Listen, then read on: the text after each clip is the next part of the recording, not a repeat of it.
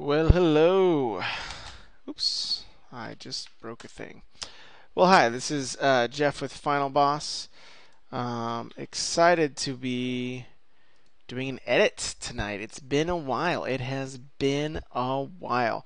So I'm fixing the alignment on these because I do them double spaced. I know. I know. But it's easier for poor Final Boss's eyes. So the plan is we're going to do 10 pages. Oh, come on, let me. I'll just make a copy. All right, lazy man's way to edit here. All right, and that needs to be espacio double. Yeah, turn that off. Okay,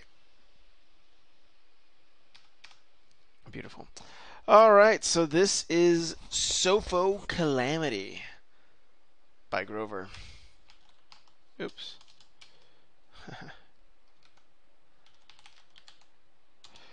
All right, so I'm going to go ahead and start reading this. I forgot to open my chat, so I will do that. So people don't say, Final Boss, you never listen to us, and you're rude, because that would make me sad. All right, so it starts off. I awoke to the muzzle of my birthmate, Maureen, nuzzling against my own. My hand paws embraced her own as we had our morning kiss. Purrs rumbled from us both as our paws left each other and began to stroke the long, thick, silky, smooth fur of the other. Our typical morning greeting. Okay. So the intros are the most important part to every story. Or they usually are, because that's, if someone doesn't get through the intro, they don't get through the rest. I think this is good. A few things I think that are tough when you're doing these anthropomorphic things, when you have these like animals that also have these human characteristics, is funny nouns like this, my hand paws. So like I would just say my paws, or hyphenate it maybe. This noun feels a bit off. Um, we don't need to have a perfect understanding how these characters look in line 1. We can even start with action and fill details as we go. So yeah, that's something to keep in mind. I think there's a lot of writers, especially when they're doing fantasy, are like, well, I gotta start with, the how this character appearance looks, and that's mostly true. But if you think about these big openings of books, like like the Lolita opening or whatever, the ones that get very very lauded, a lot of them don't describe the character for a while. It's something the character's thinking, it's interiority. So remember, these experienced authors are trying to get us to connect with the character on a human level, or even on a emotional level first, and then they start filling in all the other blanks. So this feels like you're trying to give us this image, and it's tough to communicate that at the very very beginning, I would say.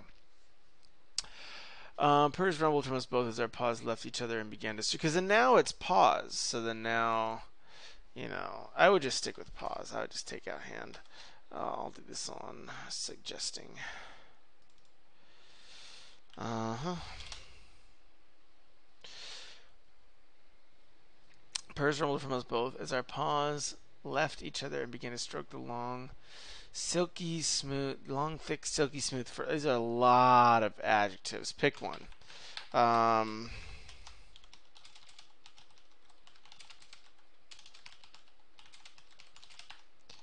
Yeah, because it's sort of like find the right word. The more words you're using to describe something, it just probably suggests that you still haven't landed on that right one yet. I mean, I think our thick fur is fine, or silky smooth, because we have 4. We have smooth. We have long, thick, silky smooth fur. Our typical morning. You got to reading that out loud. You can see how it slows down the reading, and something like that in your first paragraph can take a bit of a toll. Our typical morning greeting. So that's not a sentence. But I would try to do something, um,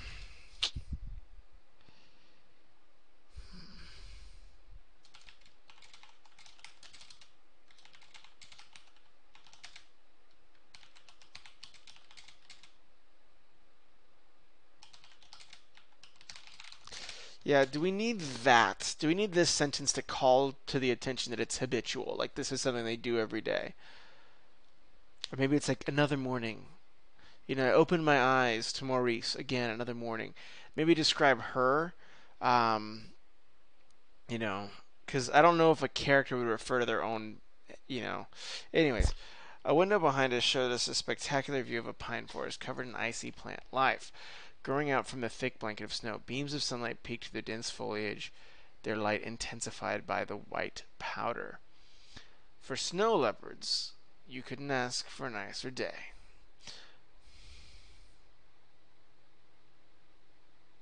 Maybe just give me them running. So I'm trying to think. So I think we're starting in such a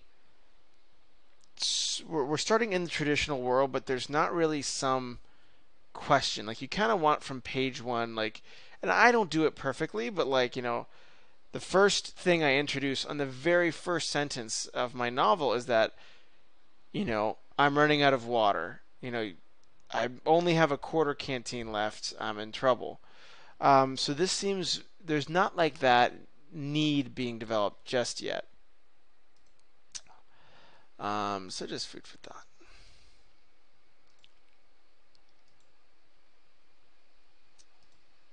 Anywho, back to beeswax here. So I would say, can we see this in scene in a way that we experience this telling? Like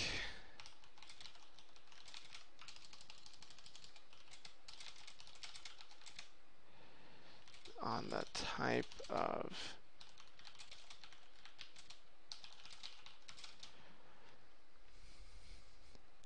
so we're getting a lot of information on I'm a snow leopard animal. All this stuff is good, but it's slowing down that initial opening. Bring that stuff in later. Just show me, my my white. I dove forward into the snow. My jaws. My hackles raised, searching for prey.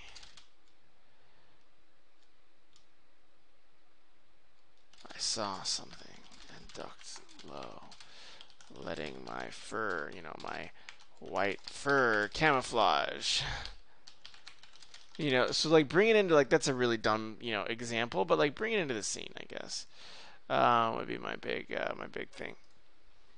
Maurice's Marine's purrs increases. My palm moved downward. My intentions were nearly clear when the window flickered and began to let a slow hollow screen acting up again.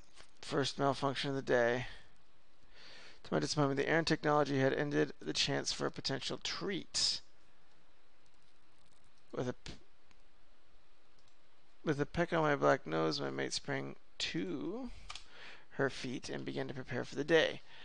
Do your thing, I'll make breakfast, Marine says. Do my thing consisted of thoroughly checking every single component of our home, technical and magical. By most Zilan, even lower ranks, this bunker wouldn't be something they wouldn't want to visit. Wouldn't be something they wouldn't want to visit. I'm trying to confuse. It would be something they want to visit, let alone reside.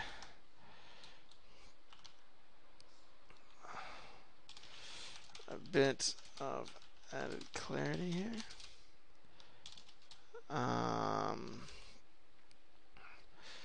So I'm really looking for kind of a active hook, something that's starting to draw me in further. And it's moving, but I kind of want to see a testimony society that loves neat tosses and old aside. Okay. Trading, blacksmithing, scrapping all the other under the table jobs where we couldn't get our paws on. Exiles. That's what we are and will be, potentially for the rest of our lives. We weren't allowed to have jobs, make currency. Again, this is kind of falling into prologue danger zone. This feels prologue like where we're being where we're getting a ton of information about the world via the character's thoughts. Would he really be thinking this? Play to the, truth of the scene, maybe if you want to show outcasts, show someone not giving, him work or something. Because he's a leopard. And we don't serve their kind. We don't serve leopards over here. Whatever that may be. The only reason we survived was that our pride. My father refused to let us starve. He had the resources to bribe local government. It worked well for the past 30 years. The sound of chopping and the sense of breakfast floated through the air. Have they really? I kind of want to get a sense of why.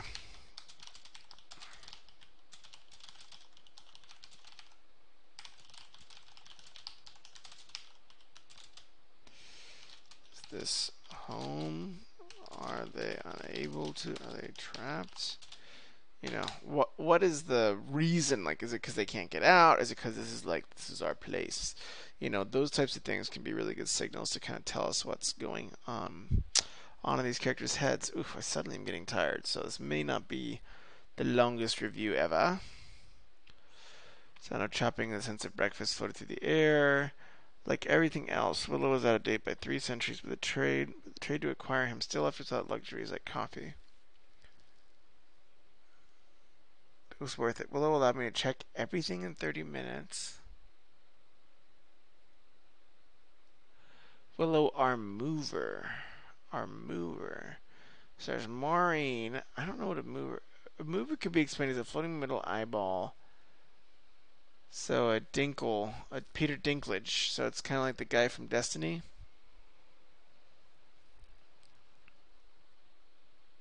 So just describe him. Describe this in scene.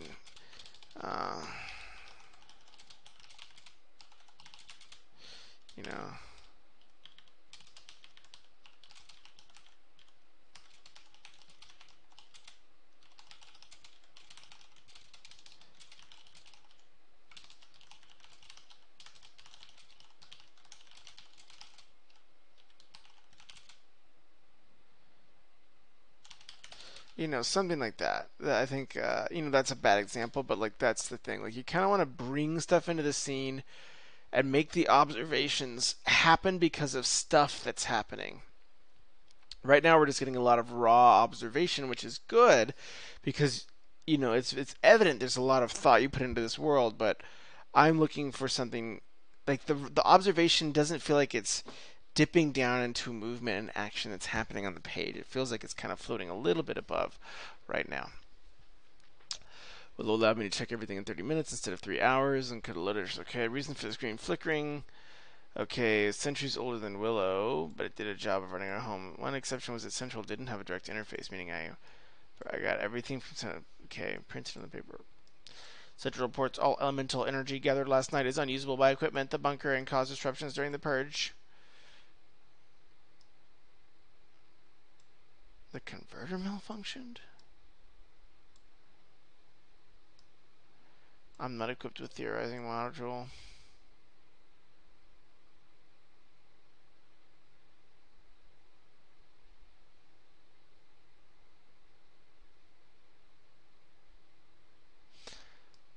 Okay. So,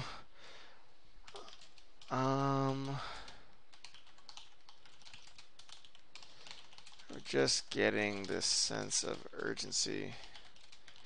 Now, it felt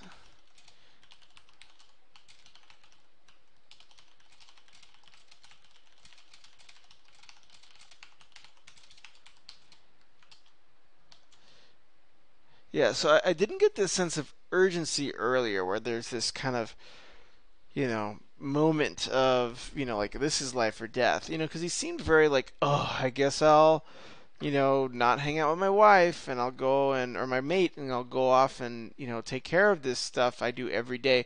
So that habitual time is working against this urgency a little bit.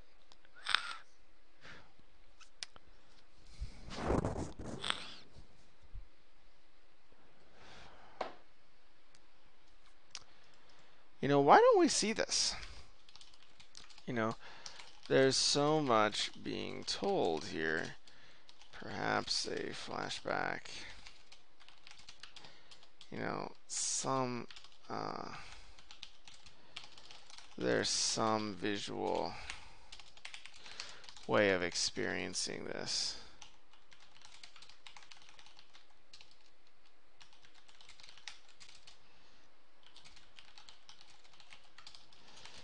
Dare say even a flash. Yeah.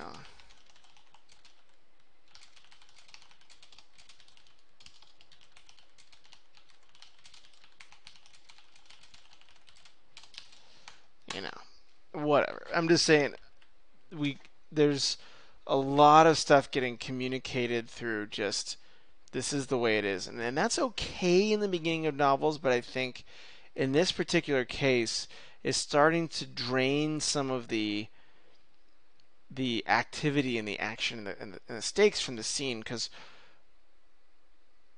it's taking us further back from the moment. Because every time you step away from the concrete events, the things that are happening in the scene, it abstracts us a little bit more. So just try to stick to the concrete moments that are happening here, and maybe almost I don't say this often, which is maybe just bring the interiority down a little bit. Just have less thinking. Just kind of bring us into the moment, and just kind of give us that play-by-play rather than these. You may not need to have all these insertions of clarification. Since then, there has been complete silence. Radio, television, interlink, all forms of communication had gone silent. Gone. I don't like having the silence is pretty close to each other. He had stayed in the bunker. We stayed in the bunker. Too afraid to leave in fear that whatever made those noises could still be out there waiting for us. Brainy announced in a cheerful tone. Well, at least, I was still afraid at least. Yeah.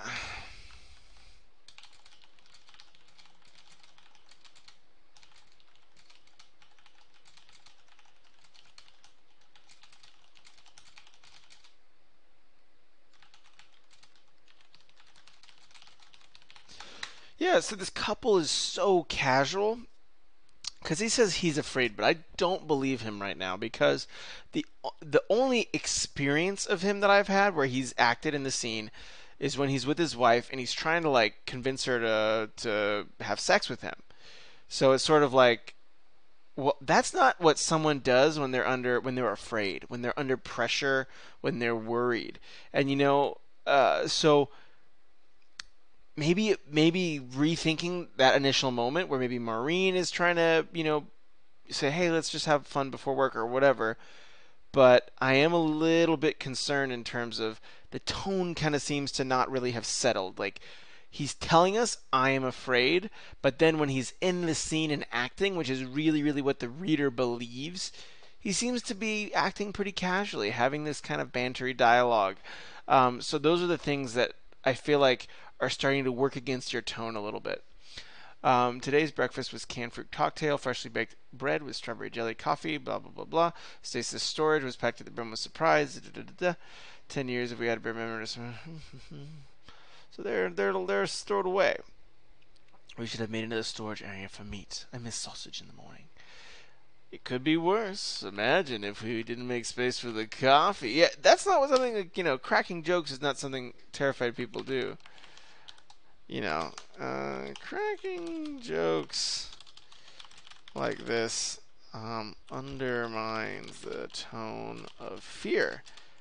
Are they just chilling? Or are they in the danger zone?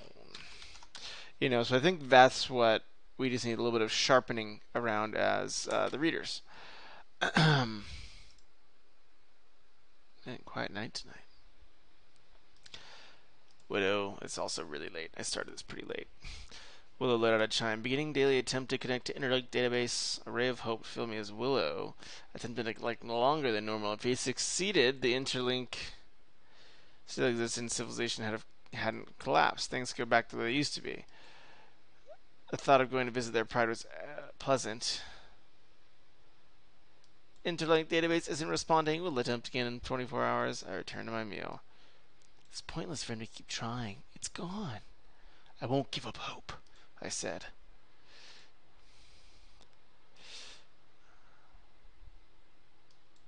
So, this is a funny thing. Because you can show or be a little bit on the nose in terms of dialogue, where, let's say two old friends, people who've known each other their entire lives, are having dinner. And one of them is like, you remember my childhood? When my dad used to be really mean and would always say terrible things to my mom. But the other person already knows that, so it feels very funny.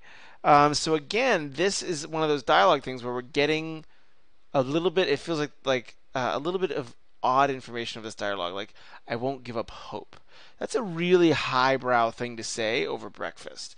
So, what if he's more coy? What if he's like, well, some tribes, other tribes have shelters. It could just be the catastrophe hit the database. Maybe the database just went out. So like that would be like, what's something that's more concrete? What's a way to show this? Maybe he suggests that, interlink was the only thing damaged and the cataclysm. Whatever. Maureen gave me a small smile and returned to her meal. I returned to my meal. Again, kind of a repeat. Verbal doubling here.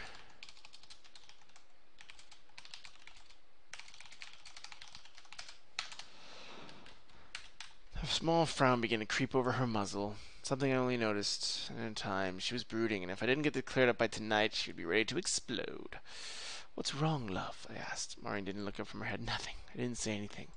You don't have to say anything. I know my mate. It's nothing. Now drop it and let me eat. I thought she was the chipper one.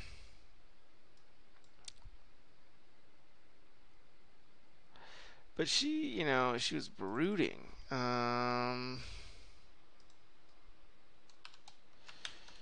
She'd been so chipper earlier. What changed? The interlink combo? Give us some access to the emotions, or fears that might drive this anger. She's all right. I didn't resume my meal and supported my muzzle with my paws as I watched Maureen unblinking. Maureen added more jelly to her toast and spread some of her protein pack into the slice. Still, as she finished it, always hating to be grateful, at last she spotted my gaze. I asked you to drop it. I'm not going to stop and tell you. So good, this is some conflict. I like this. Some good domestic conflict. Nice. Fine. How did you decide? Okay, I'm sure it's safe. Until we decide. Until you decide. Until you decide. Ooh. Once I'm sure it's safe. It's been almost 3 weeks. It's not get any safer.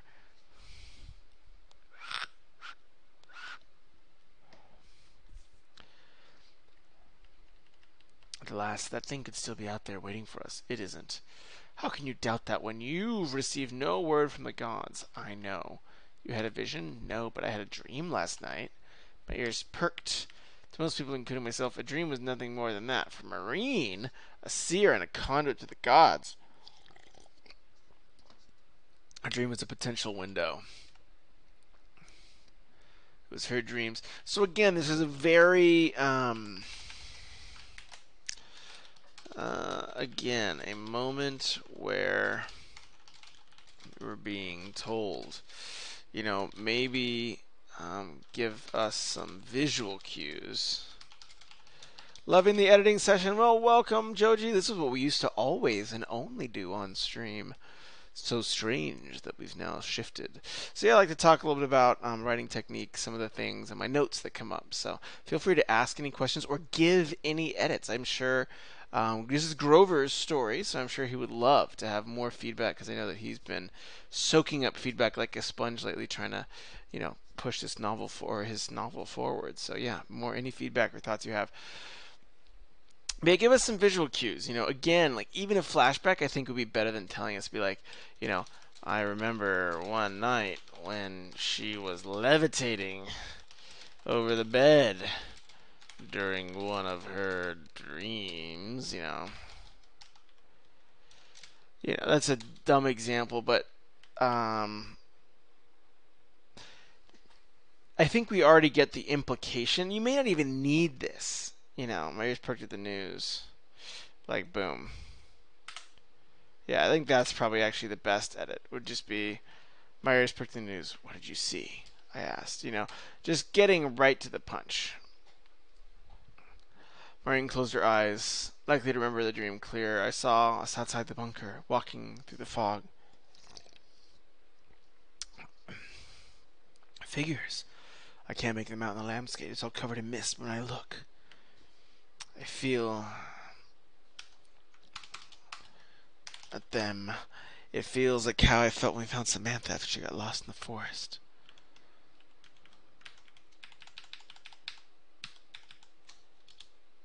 I think all this other stuff is a little extra. So I also think that in general, what's going on in the scene so far? So far, this couple who seems to be in a bunker, Maureen and the I character, the first person, are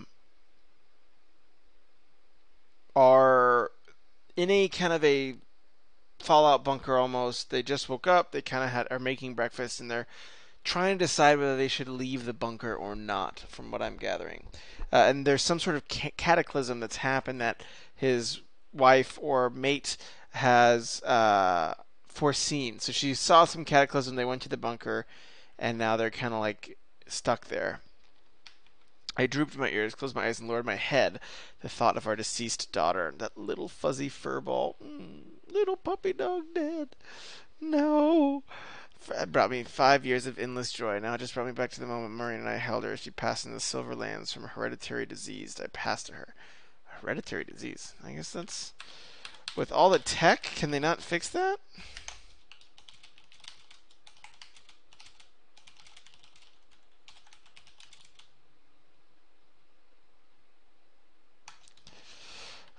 Desperation and shame. Shame caused me to call out to her like a feral would nights. Missy! I was still heartbroken from the loss of our kitten. Sorry.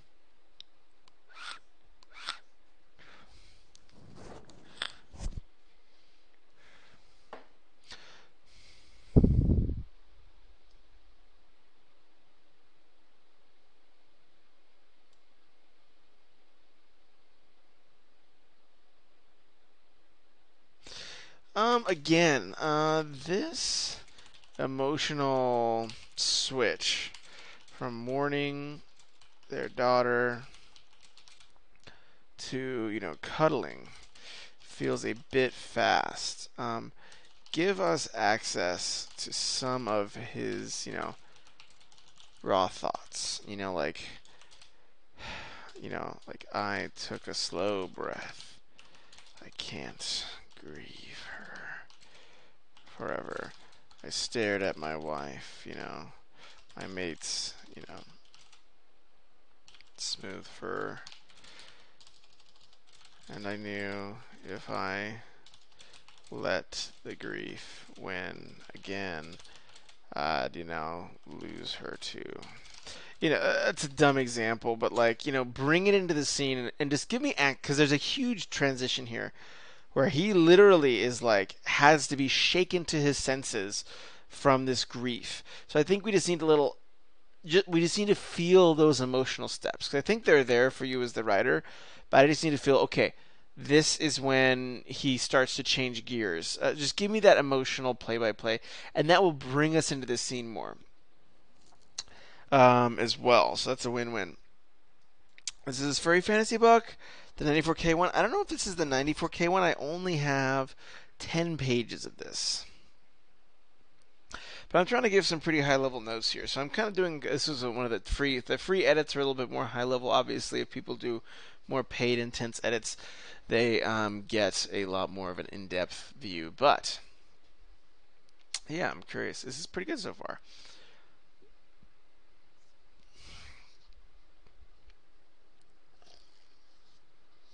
I'm the male. I should have the final say, and I'm saying we stay here until I think it's safe. Never worked on no, but it's my way of saying I strongly disagreed. With the pause my maid pressed her sides as she challenged my authority once more. Why does she want to go out? It doesn't seem like there's anything to gain. I think I would right now in this argument. I feel like I need a bit more of a clear motive of each. So I think I kind of understand, which it could never hurts to be overly clear. But what are the motives for Maureen's desire to leave?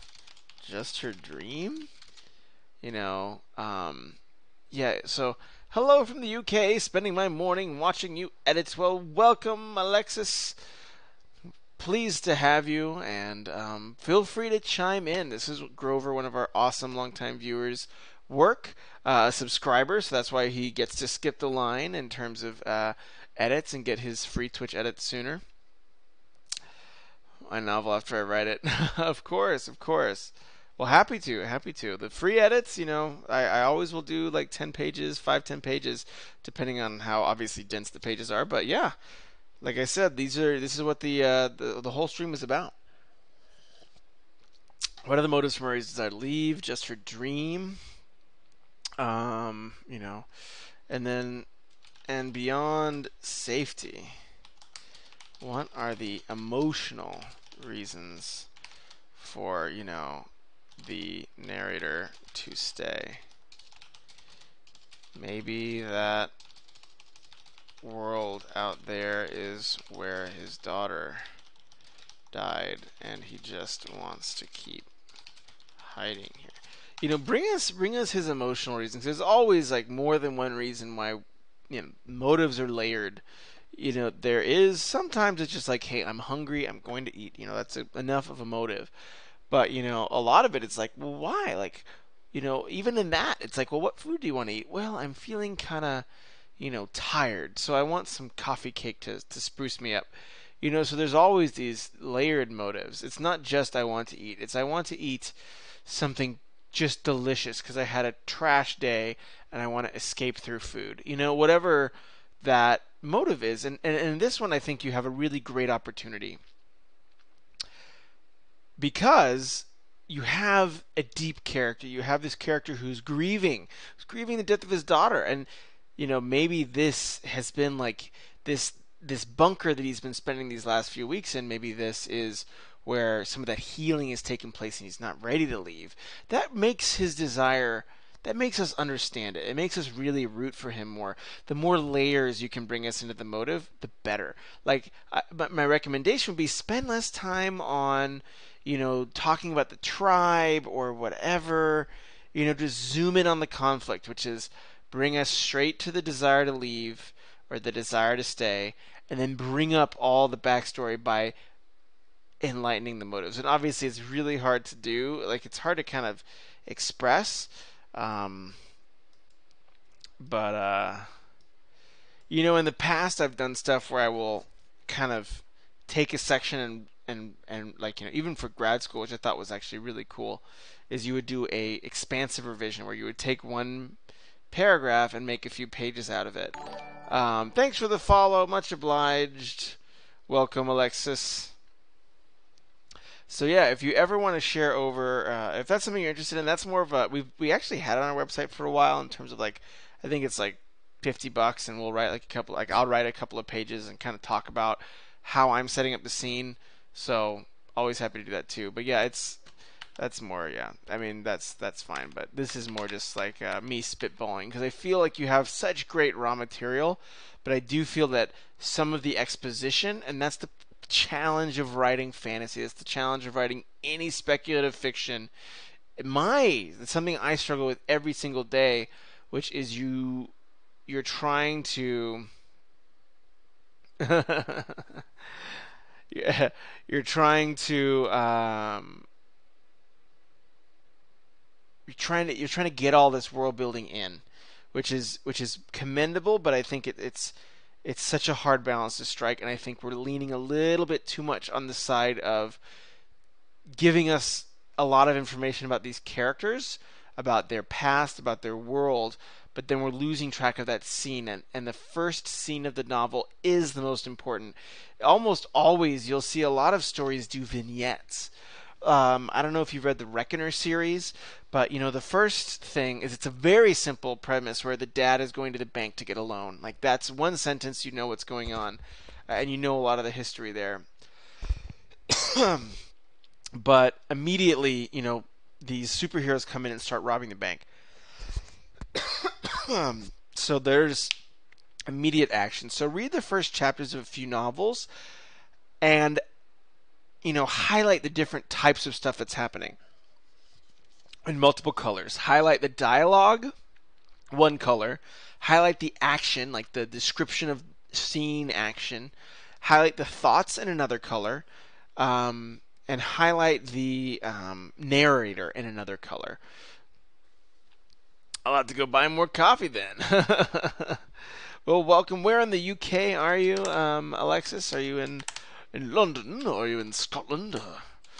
Do I can also just try to switch to my most ridiculous British accent. But yeah, if for fun. Without waiting for my answer, she headed toward the entrances. Inner door, knowing it was pointless to object. I followed her. So she wins.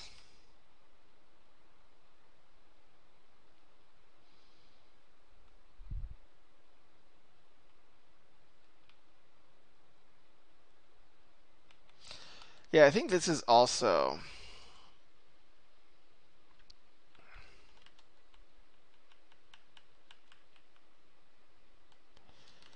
I think this world building is good, but it's not necessary.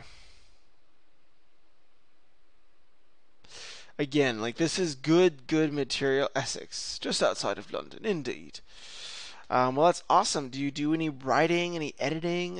What kind of stuff gets you excited about literature, I guess, or anything? We have a lot of different creative types of a lot of different fields that come and visit. Maureen took deep, purred breaths of the air. Uh, that's a funny. It's a funny adverb. Word choice. Yeah, maybe just um, or break it up. It doesn't have to be one sentence. It can be Maurice purred as snow popped on her brow. What up, KX? How's it going? Long time no see. Welcome, welcome. You're joining us for the late night shift. Some late night editing. So, welcome. Doing okay over here? Just finished streaming dumb games. Well, welcome to watching, you know, me edit. How's it going?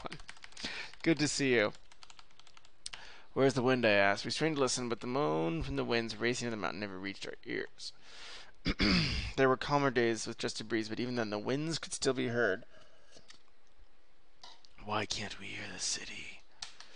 Dun dun dun. I built our home in the highest mountain range.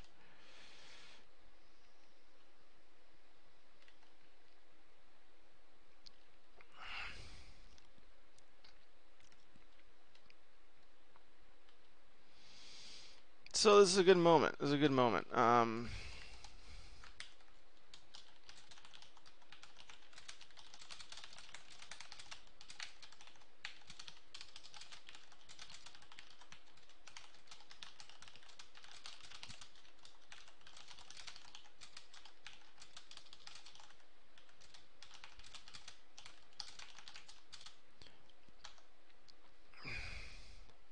So I think you do. This is a great example of you bringing in exposition really well.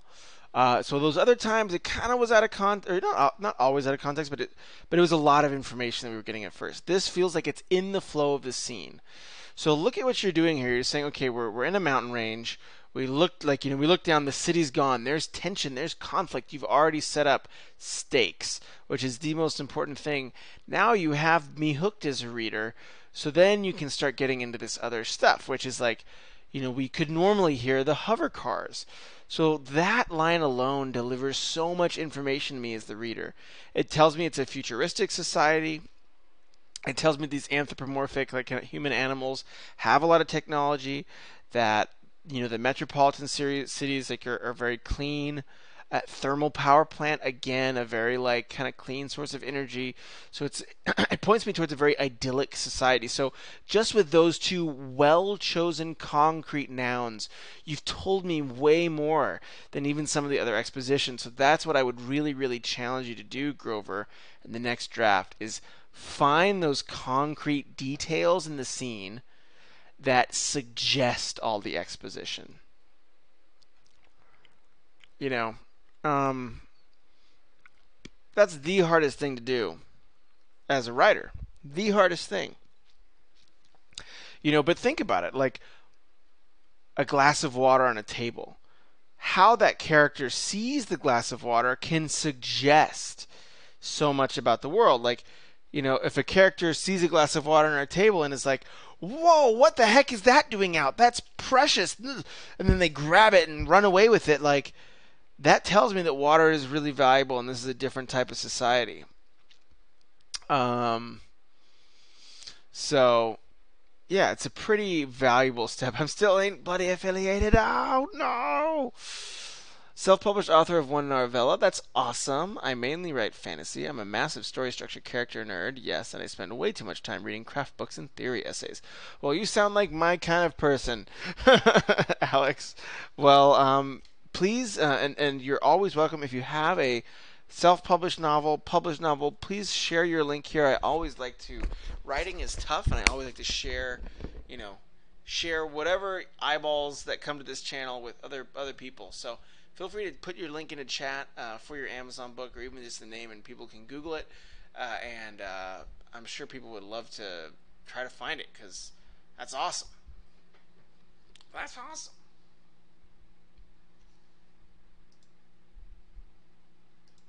All right.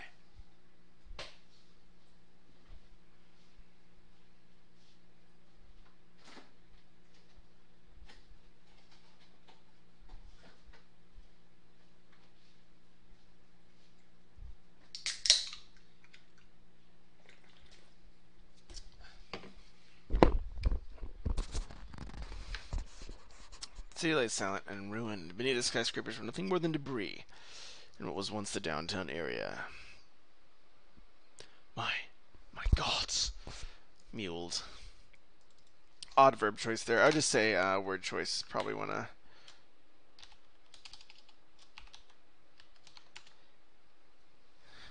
Muling is. It sounds like more whining. At least that's been my interpretation. This isn't what I was expected to discover. So that's a pretty telly thing that's pretty obvious. So whenever you have interiority that's implied in a scene, cut it. If it's sort of like voiceover, in film. If you have voiceover that's describing something that's already pretty obvious, just cut it out. So this interiority is already clear in context. Probably okay to cut. Um,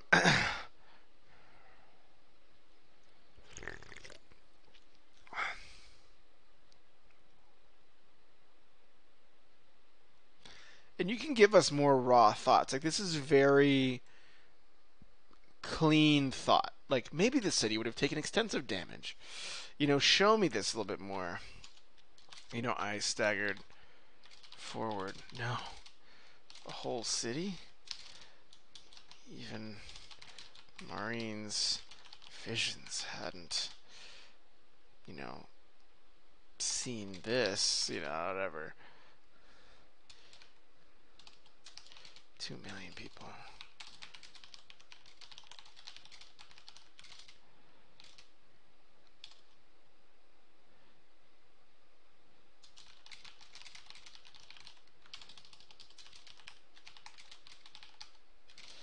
There had to be something. Some noise of rebuilding.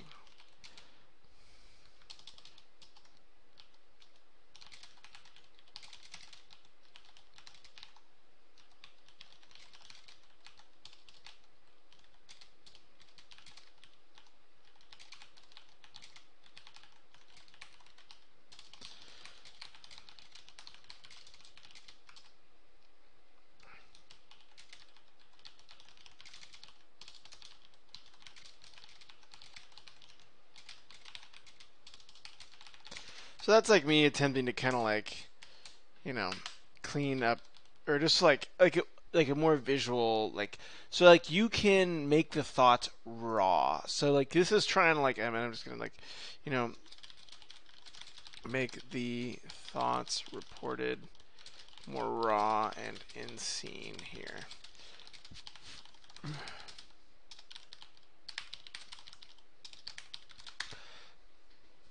So because we can imply a lot of like, this wasn't what I expected to discover. Maybe, you know, because that's like very, very formal language that's very distant. It's describing the experiences that he's getting from the scenes. So there's like a few layers of abstraction.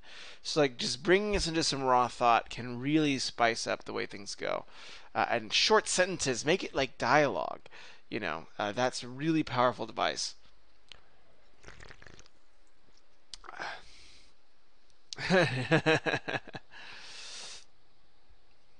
It's a reinforcement of info you can infer. And use a lot of high level words I don't know. I know. Um, that's you know, that's the whole reason you go to grad school, you know, so you can use fancy snobby words. Once boss punched a guy and robbed his juice. I think he reached a new aloe.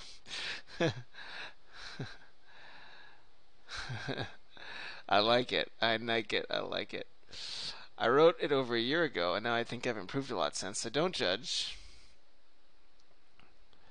Well, thank you so much for Alexa for sharing. It's always very brave. It's always very brave to share it out. Fallen Hope. I like it. I like it. How do I get a sample here? Send a free sample. But not to my third Android. Oh, gosh. Come on in. You're better than this, Amazon. Send it to my eighth Android device. Boom. Thank you. I'm excited. I can't wait to check out the sample. It's sort of plain where you can replace it with something more strong and decisive.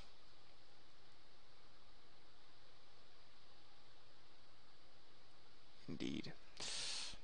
Yeah, exactly. That's very, very true. And I think that's yeah, I think that's a perfect way of summarizing what I've been rambling about. Thank you, KX. Marine plunged to her knees, covering her eyes flooded with tears. I tried to warn them. I begged them to listen. I took repeated lashes.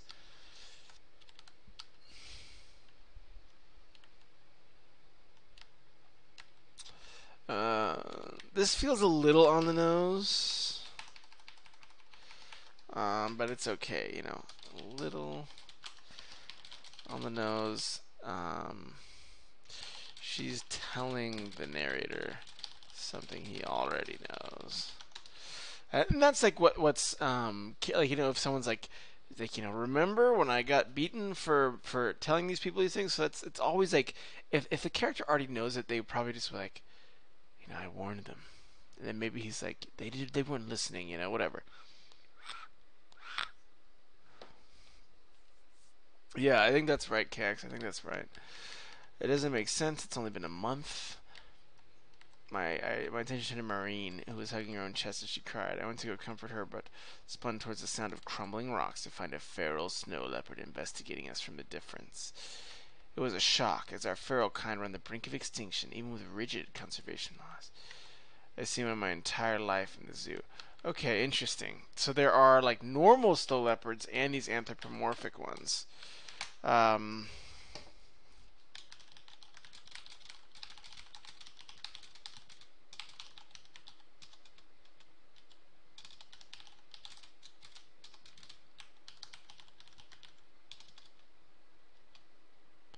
anthro.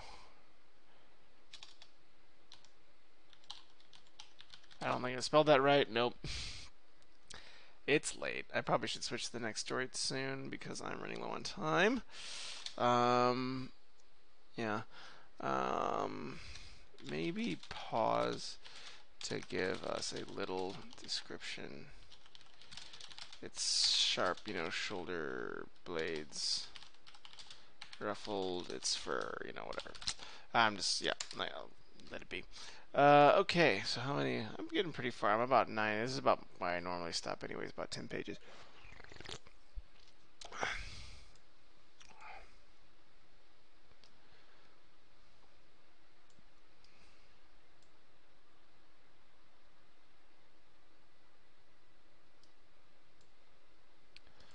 As she moved beside me, still sniffing the mules, set off the feral, who began to call out. I answered, to which it watched us for a few minutes and headed to the hive. Put my arm. She put her head on my shoulder, still distraught. Whatever attacked somehow destroyed or damaged artificial structures, but grew trees when you get under the city. This caused me to know. So again, this is taking us out of the scene. I shook my head. All right, so I'm gonna. So I think this is good. I think I kind of have a gist. I really like the cataclysm. I think it's a really cool concept and just like this horror that's happened that they're having to kind of grapple with. Overall, really, I think you know, bring us into the concrete scene. Go down ladder of abstraction. There's a great Brandon Sanderson lecture on this. Um,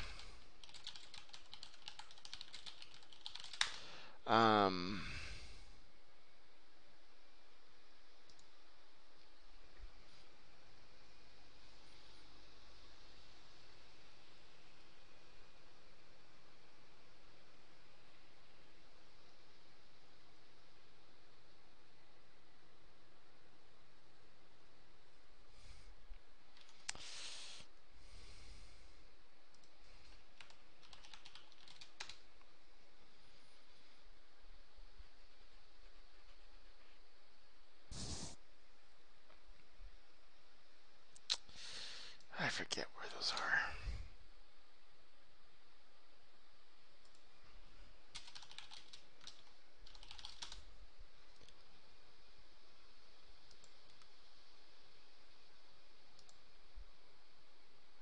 I'm gonna see if I can find it. Going crazy here.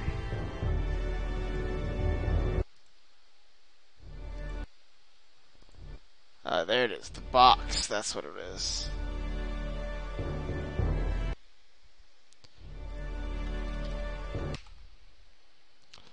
So yeah.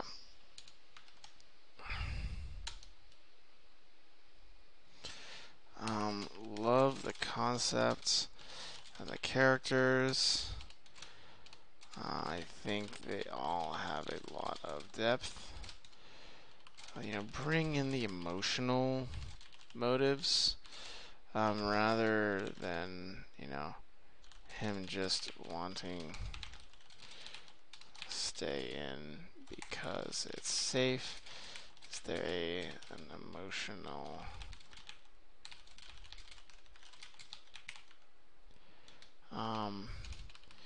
keep things simple.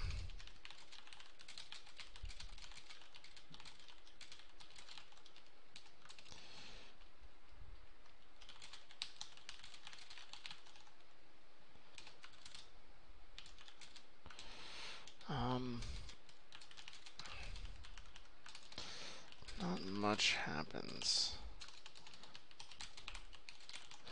They're in the, you know.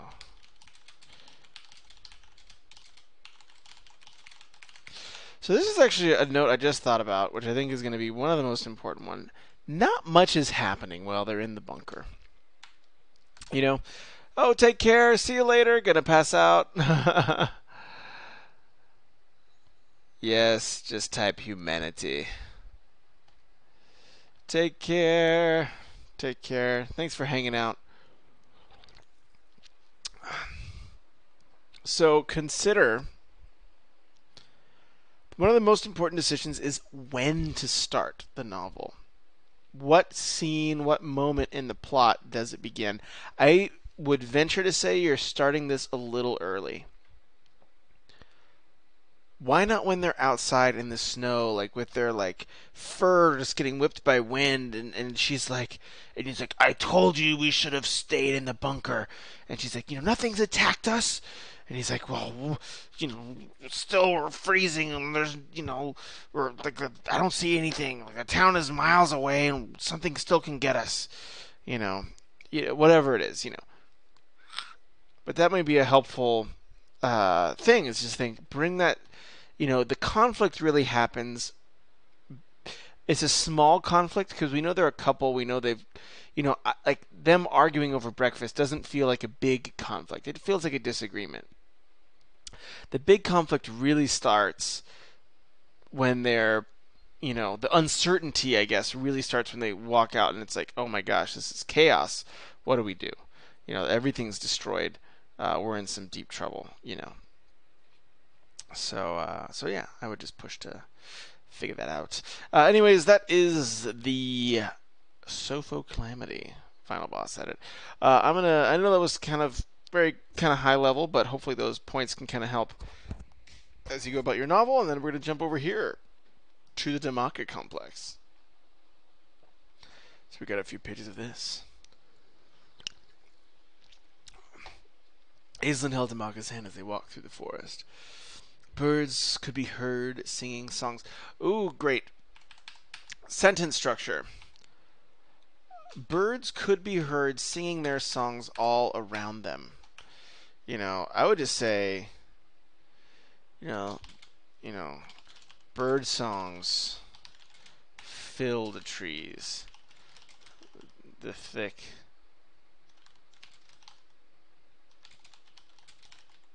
They're on a path.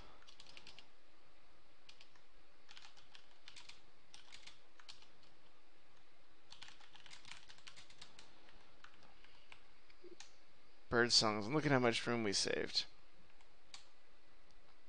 Oh, shoot. I forgot to put on suggesting. Bloop.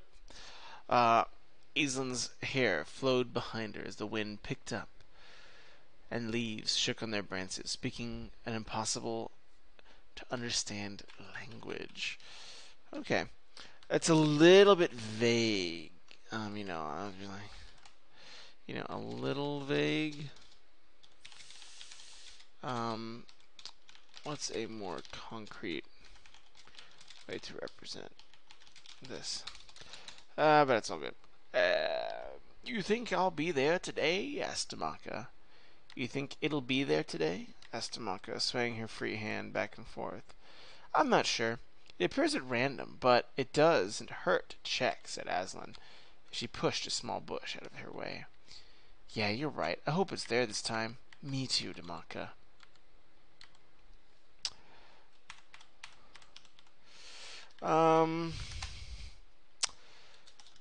This feels like there could be a little conflict. I like that it sets up. But maybe one sister doesn't believe, or something. What's a way to add another layer? So you have this scene set up where these two girls are going into the wood to find something and to see if it's there. That's one layer, but remember, as a writer, you're always trying to add more layers and trying to get more conflict, more bang for your buck out of these scenes. So the thing I would ask is, why doesn't one of them not believe that anything is there? Or what if one of them thinks the other is crazy for going? Or whatever. So think about. I mean, maybe that's not it. Maybe they don't have a disagreement. But what's another layer of drama? And drama is usually conflict, it's disagreement, and uncertainty. Uncertainty, because life is uncertain. The things that we focus on and worry and think about are all uncertain things. So, and conflict is uncertainty because it's like one of the two people are going to win. You know, that's the simplest kind of uncertainty. But one is you get lost in the forest. That's uncertainty. Are you going to survive? So those are the types of things I would start layering in from page one, and you'll be really glad you did. As the path came to an opening, the girls looked forward to a beautiful lake that glimmered in the sunlight. Small fish splashed at its surface. So great job, great, visual imagery. Great use of imagery here. One thing that they always say is, beautiful is a vague, word. Describe something that is beautiful.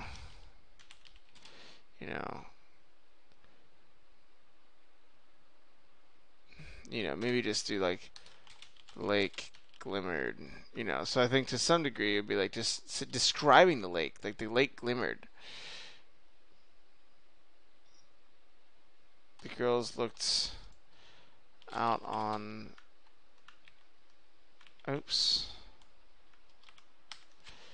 out on a wide lake glimmering in the sunlight. Whatever. That's just a little polish, but then it takes some of that. Those beautiful is almost like obviously never say never, but it's a very. It's kind of a red flag word where beautiful is always vague. Yeah, exactly. Kind of like what Joji is saying. Describe the beauty, because people always just experience things more if it's giving someone a conclusion. You know, what if beautiful to me is a dark and stormy seascape? Whereas some people beautiful is this beautiful shimmering flat lake. So by describing a shimmering flat lake or a dark and stormy seascape, you can let the reader kind of come to that beauty conclusion on their own. That's right. Let us swim to the bottom and take a look. Water formed around their bodies. Kicking formed around. I would look for a. This would be a word choice. Your noun verb combo is the foundation of your sentence. Take a little time to ensure you have, words you're happy with, Evoke. Yeah, so figuring out, and this obviously can happen later in edits, this is more of a fine-tuning thing, but saying, hey, what's the core of my sentence? The noun-verb combo.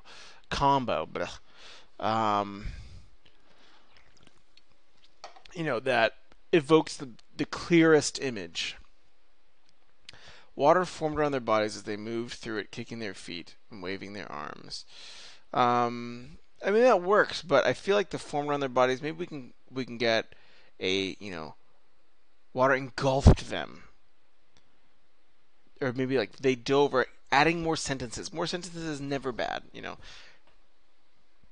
One after the other, the girls dove off the high rock, broke the water's surface, submerging themselves in the shimmering blue, whatever. So you can kind of think and say, hey, if I expand this out a little bit, can I make that verb a little bit more evocative? Shimmering orb lit up the lake's floor, and Aslan placed her upon it, picking it up as the two stared in wonder. Though Aslan hadn't noticed, the orb illuminated a room behind the girls, one with 4 white walls and not much else. Demaka turned and placed her hand on one of the walls, her arms shaking and her legs frozen.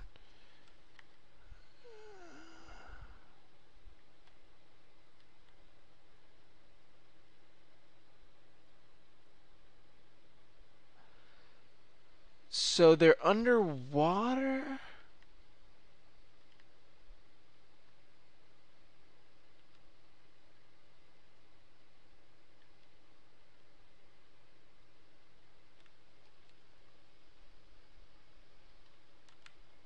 Not what we came. That's not what they came here for. What were they came? Yeah. That's not they came here for. Then what were they coming to find? That's a bit surprising because I thought that was like, because they kind of go straight to it. So it suggests, they go straight to this orb. So it suggests that they knew where to look and were doing so. Bloop. Demaka turn it and place one of her hand on the walls.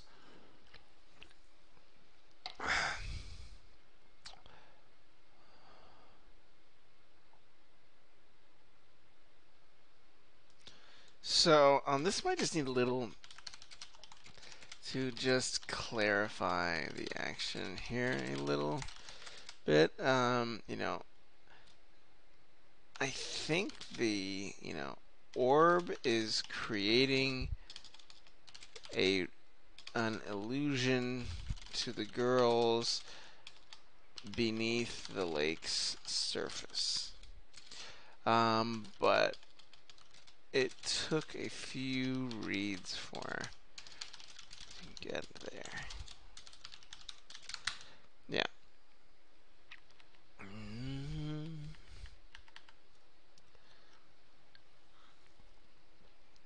I think I'll name it after you. I'll turn into a prune again. Okay, let's go. So like this feels very surreptitious so far.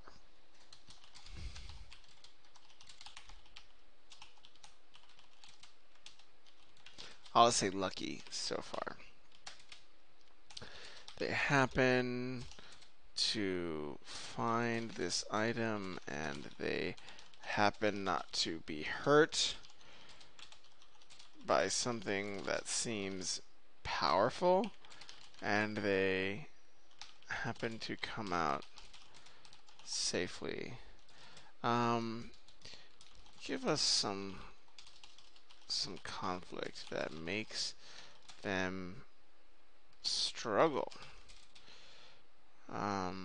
Maybe the ball is too heavy to get out of the lake, but one is greedy, so holds on, even though the orb is dragging her down. Whatever. So you're looking for these moments, and it goes back to that layering. Layer in conflict. I think you have a great concept. You have this really cool world, this mysterious orb, but that's one layer. And you want to say, okay, how do I elevate this to the next level? Usually that is, saying, hey, let me step back, make a new layer, add some more conflict, make this task harder. So now you have the layer of these two girls happening on this orb, but then maybe, it's too heavy to get out of the lake. That's another layer. But maybe, one of the girls is also greedy and she's holding on to it, and she's rather drag her sister down with her than let go of this orb. So they have to she's like, get off of me, you always take the shiny stuff. And she's like, I'm not letting it go, whatever. That's another layer, and it's obviously that's a dumb one. So maybe I don't have the, 1 in the morning. I'm not gonna have the greatest ideas, but that's what you're trying to accomplish, is to say, hey, I have this scene, I have a few layers in it, but how do I add more? How do I deepen this even more? So yeah, food for thought. Food for thought.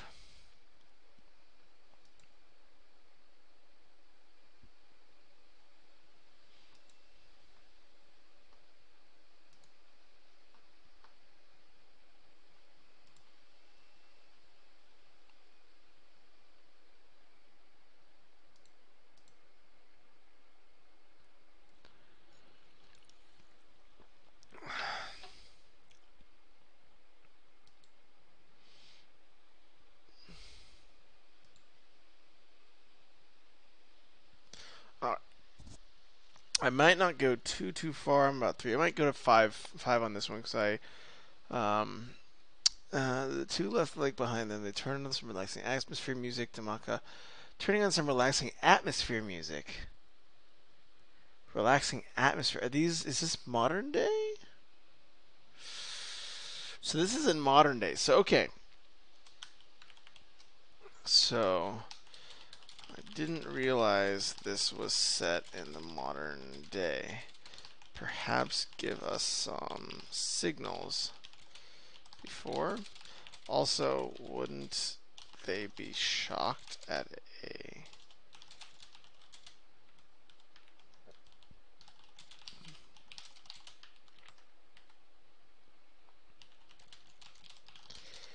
Yeah, so I feel like if this is modern day and you can turn on music, these people would probably be kind of surprised at finding a magical orb that created an illusion. Like, I mean, they should at least make up some theories and be like, hey, well, it's probably, maybe it's a projector or some really bougie fancy projector that someone left in the lake. Hey, that could be the case. Maybe that is what it is. You know, I mean, I'm sure there's some glass enclosed projectors out there, but we need to start seeing that. Like, we need to get some access to their minds. What are they thinking as they encounter this? Give us some interiority. You know, give us some access to, you know, one of them, one of the girls, you know, thoughts. You know, is she worried about the, you know, orb? Is she clueless? You know, like bringing us some interiority. That means, you know, the character's thoughts, reporting those thoughts, kind of like what we were talking about with Grover. You know, that's that play by play, like, oh my gosh, an orb. You know, she turned to her, you know, her friend Aslan and said, you know, I don't really want this orb, but she really thought that she wanted it for herself, but she hoped Aslan would turn her down. You know, whatever. I don't know. The girls giggled before Aslan turned on the lights and said good night. The very room Demaka feared. It was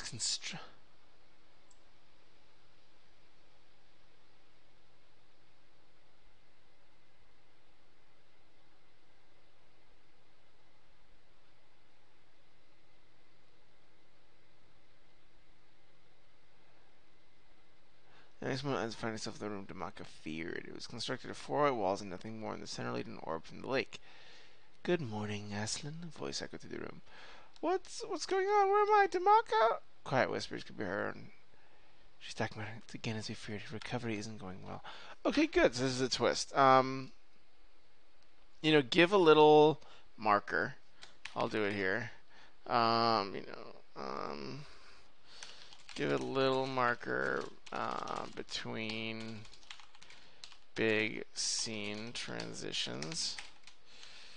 Okay, so I like it. So it's some sort of complex, which I guess is why it's titled the Demaka complex.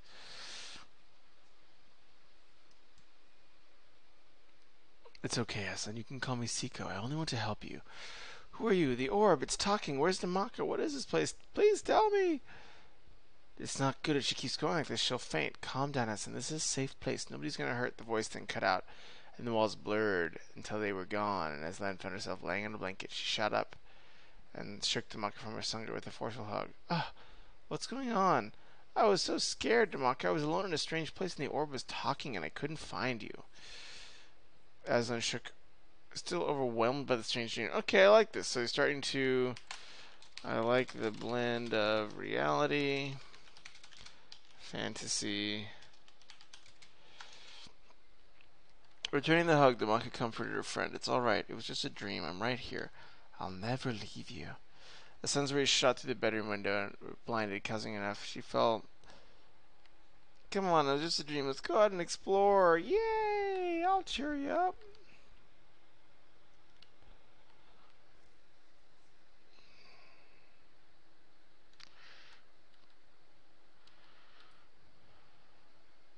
Yeah, so one thing I'm going to say is like an overall note. So, the reader Reader loves solving puzzles. And I think you have a great one here.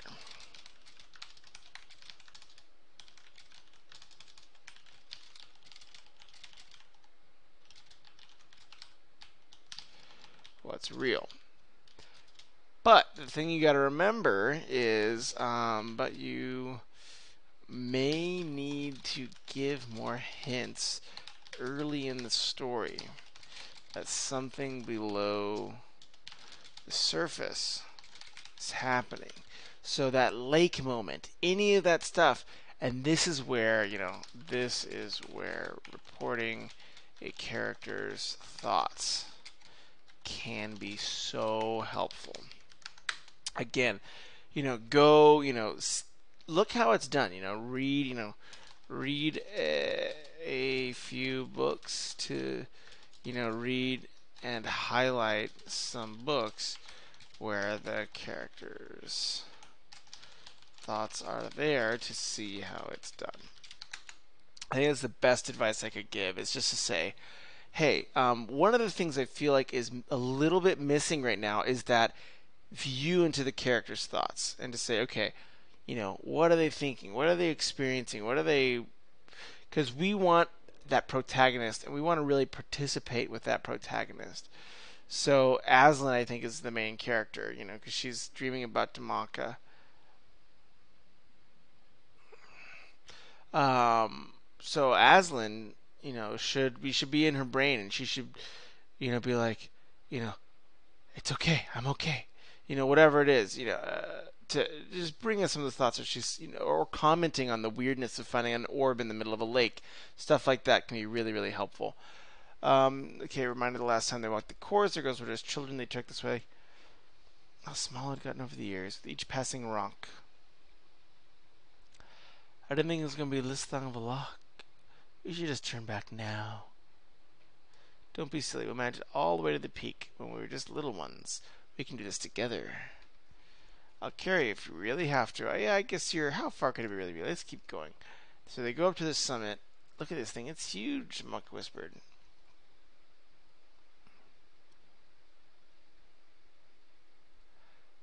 Okay, so this is a great moment here. So give us this is a great moment. Give us a cause. You're like your cause and effect in this moment, which is an awesome one, is a little mixed up. We get the effect, look, the dialogue line before we see the cause, the bird. Reorganize this so that we see the bird first, then we experience, then the characters talk about it. This is a really helpful thing because a lot of people do this, and this is like a really clear example where we say, approaching the summit, the girls hid behind a giant rock. Look at that thing, it's huge, Demaka whispered as she peered around the rock, staring at the bird, which bird, in the nest. So that's another really, really great example. So I think, in terms of takeaways, there's maybe a few things that I'm sadly going to have to wrap up because I'm getting very sleepy, much sleepier than I normally am, so my brain is fading. But I did want to do a little fun edit. But yeah, so this is a really great thing to learn, which is, okay, investigate that cause. There's a whole chapter. This is a huge issue in writing. There's a whole chapter on it in that fantasy fiction formula book down in my little Amazon links below. So check it out. That's a great book. But figuring out that cause and effect, making it really, really smooth, can just make that scene level work of your story just really pop.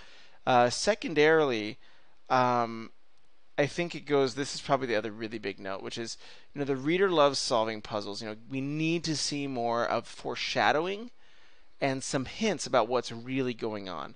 So in these fantasy sections, which is what I imagine they are, when she's talking with her friend Demaka, give us a little bit of access to Aslan's thoughts. What is she experiencing? What is she thinking? Does she believe everything that's going on with Demaka? Does she, doubt some stuff? Bring us some of her thoughts. And then maybe lastly, really work, or it'd be probably like foreshadow a little bit more and then really bring in the interiority. So the big three things I would think about for your next draft, and I think this is an awesome, awesome start you have here. But the first thing I would say is bring in interiority, get into Aslan's thoughts. It'll really make that character come to life. Add some more layers. So you have this cool setup, the conceptual layer. So you have the conceptual layer figured out about this girl who has encountered this fear and weird stuff is going out. But go a level deeper than the concept. Bring a conflict layer in. Bring a drama layer in. Maybe there's something wrong with, or maybe she doesn't trust how idyllic her relationship is to Maka. She's like, I've never had a friend that's just literally agreed with everything I've said forever. You know, and the way you would show that is through her thoughts, where she's talking with Demaka and she's actually surprised. She's like, "Why don't you disagree with me?" And then maybe she thinks I'm gonna test her, and then she says, "Maybe we'll go up this mountain," and then Demaka's like, "Okay, I'll go up the mountain," whatever. Uh, the next thing is bringing that foreshadowing, really foreshadow what's going on. And then lastly is keep an eye on that cause and effect within your scenes. Make sure that cause and effect line is tight. Overall, great work. I hope this is helpful in your future drafts. I think you have a really cool story here that you're working with, and I can't wait to see more of it. I know this was a little bit of a short stream tonight, but it was really fun just being able to do a quick edit. It has been a while, so I always enjoy catching up. Take care, everybody, and I'll see you all probably tomorrow for some more writing. Bye bye.